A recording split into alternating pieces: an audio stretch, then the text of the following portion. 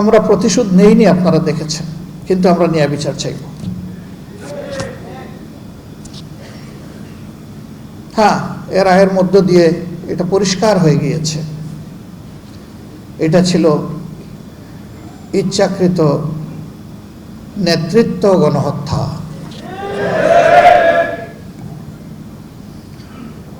দায়িত্বশীল নেতা ঘরে ঘরে জন্মায় না, প্রতিদিন জন্মায় না, এটা আল্লাহর দান।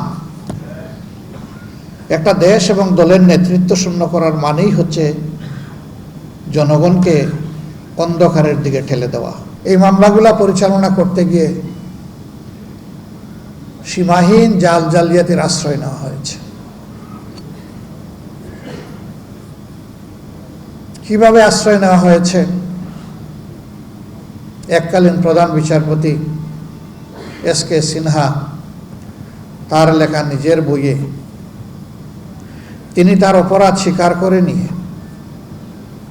তা তুলে ধরেছেন। কিভাবে বিচার নয়, পরিকল্পনা মাফিক ঠান্ডা মাথায় এই নেতৃবৃন্দকে খুন করতে হবে, তার ছক বিচার বিভাগ এবং সরকার মিলে তৈরি করেছিলেন।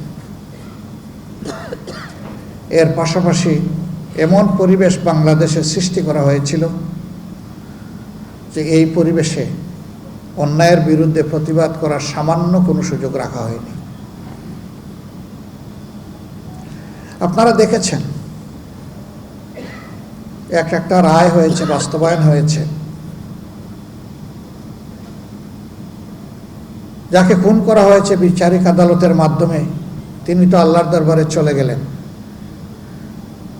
কিন্তু পাশাপাশি একই সময়ে পরিবারের সদস্যদের উপর নির্মম কষাঘাত এবং অত্যাচার করা হয়েছে। স্কাইপ কেলেঙ্কারির ঘটনা গোটা বিশ্বে নিন্দিত হয়েছে, তিরস্কৃত হয়েছে। গোটা বিচার প্রক্রিয়ার সময় দুইটা টর্চার সেল গড়ে তোলা হয়েছিল। একটার নাম দেওয়া ছিল সেফ হোম, আর একটার নাম দেওয়া হয়েছিল সেফ হাউস। সেফ হোমে ভিকটিম নেতৃবৃন্দকে নিয়ে নাজেহাল করা হতো। সেখানে জিজ্ঞাসাবাদের উচ্চ আদালতের ডিরেকশনও ফলো করা হয়নি, লঙ্ঘন করা হয়েছে। নির্গুম রেখে ঘন্টার পর ঘন্টা, দিনের পর দিন তাদের উপর অত্যাচার চালানো হয়েছে। আমরা তখন নীরবে সহ্য করেছি, সঙ্গত অবস্থান থেকে প্রতিবাদ জানানোর চেষ্টা করেছি। পাতানো ট্রায়ালের খবর মিডিয়া এসেছে, আপনারা দেখেছেন। বিচারক বলছেন আপনি খাড়ায় যাবেন, আমি বসায় দিব, জনগণ বুঝবে আমাদের মাঝে কোনো বোঝাপড়া নাই।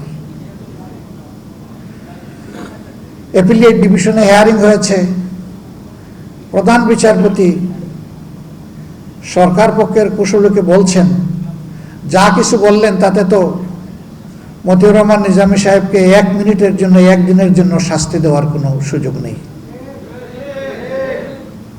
আমরা আশা করেছিলাম সত্য কথাটা খোলা কোর্টে বলার পরে অন্তত তার কথার মর্যাদা তিনি রাখবেন, কিন্তু না, ওই যে আগে ছক্কাটা বিদেশ থেকে সাপ্লাই দেওয়া রায়ের ভিত্তিতে ঠিক একই পরিণতির দিকে তাকেও ঠেলে দেওয়া হলো। ব্রিটেনের আদালত বলেছে জেনোসাইড টু দ্য জাস্টিস, আর আজকে আমাদের আদালত বলেছে, আপিল বিভাগ, মিসক্যারিয়েজ অফ দ্য জাস্টিস। ন্যায়ভ্রষ্ট রায়, অন্যায় রায়। দোয়া করি, বড় দোয়া করেছি। শেষবার যখন জেলে ছিলাম, জেলে এমনিই পানি আসে চোখের, যারা গিয়েছেন এই অভিজ্ঞতা সবার আছে। শেষ দায় গিয়ে অনেকগুলা দোয়া করতাম, এর মাঝে একটা দোয়া ছিল, হে আল্লাহ, তোমার গোলাম এটি মাজারুল ইসলামকে তুমি বাঁচিয়ে রেখেছ, শেষমেশ তাকে দিয়ে সত্যটা প্রতিষ্ঠিত করে দিও। আল্লাহু আকবার। আল্লাহ তাআলা এই সত্যই প্রতিষ্ঠিত করে দিয়েছেন। রব, এখন তোমার কাছে দোয়া করি, তুমি তোমার গোলামের হায়াত বৃদ্ধি করে দাও,